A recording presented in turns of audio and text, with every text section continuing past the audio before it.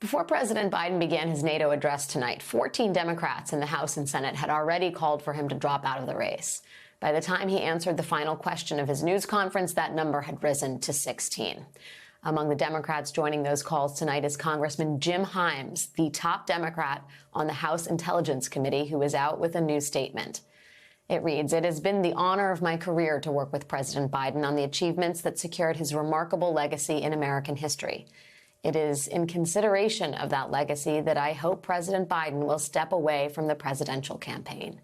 The 2024 election will define the future of American democracy, and we must put forth the strongest candidate possible to confront the threat posed by Trump's promised MAGA authoritarianism.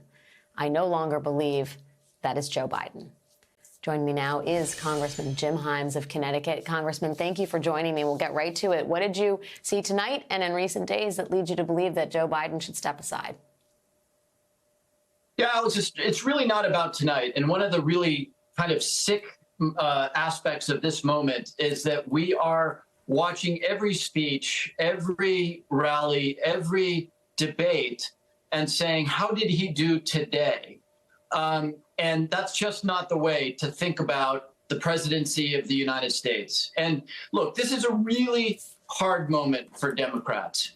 And it's a hard moment for Democrats because loyalty and love and emotion are really important in politics. And by the way, they're probably no more important than, there's probably no one for whom that's more important than, the storytelling Irishman, Joe Biden. And they're really important to politics. It's why, union halls erupt in ecstasy. It's why rallies are unbelievable. It's why people cry when they remember Barack Obama. And that's good. It is good. The problem is it can be taken to an extreme.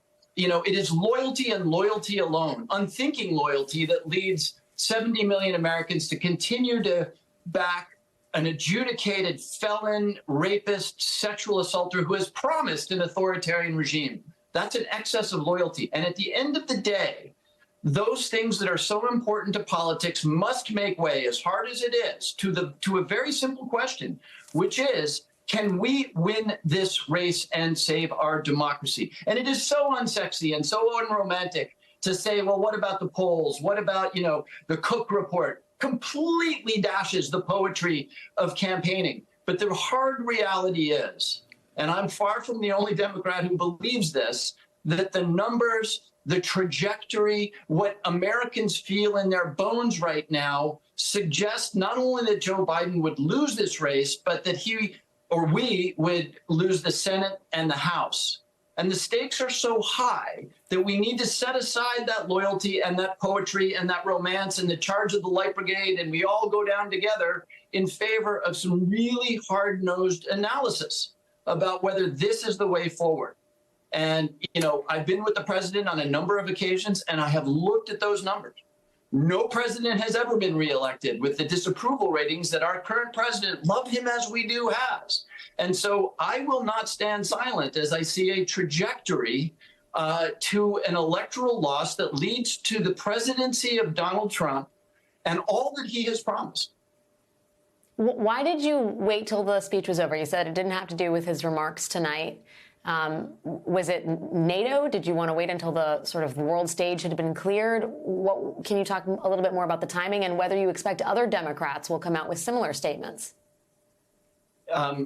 It really, maybe it's a little old fashioned, but, there used to be a statement that partisanship in politics should stop at the water's edge. And yes, I love Joe Biden. I have infinite respect for him. By the way, foreign policy is his strength, as he demonstrated tonight. But no, I very deliberately waited until after the NATO conference to inject, as I knew it would, a political element into the discussion here. Do you feel like the White House and specifically President Biden is even open to hearing statements like yours? Given his posture tonight, he was fairly combative at the suggestion that he was no longer up to it, that he didn't have the stamina, that he wasn't going to win. Is he in a position to even contemplate that, do you think?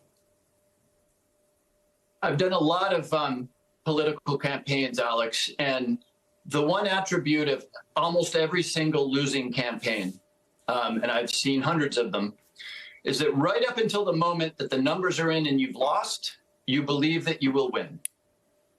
And therefore, again, as I said before, you have to set aside the loyalty, the hope that maybe there's a job 2 years down the road, the emotion, the love, because there is so much love for Joe Biden in favor of a cold, hard appraisal of the facts.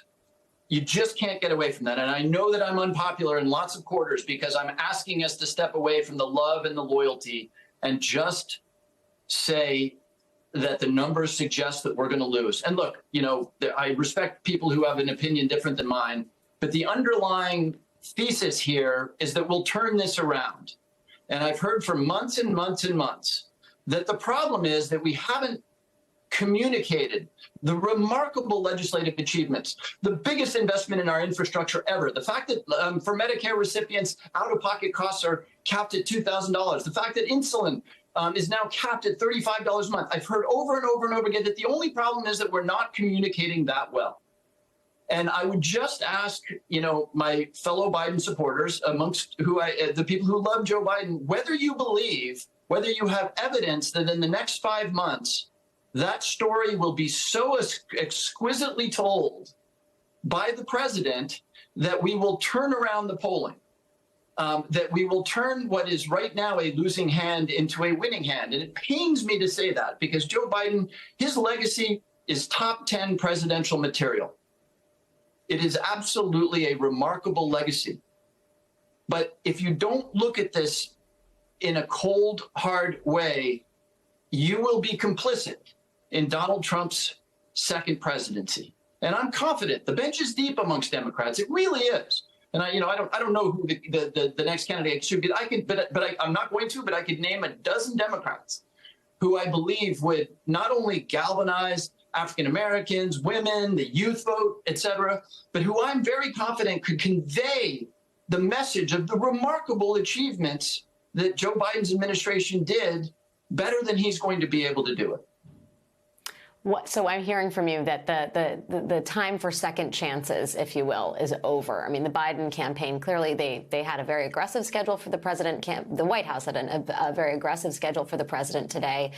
They had a rare press conference. They have a sit-down interview with NBC's Lester Holt on Monday. But what I'm hearing for you is that skeptics, including many in his own party, have seen enough and heard enough. And the time has come for the president to hear from his party resoundingly that he should no longer be at the top of the ticket.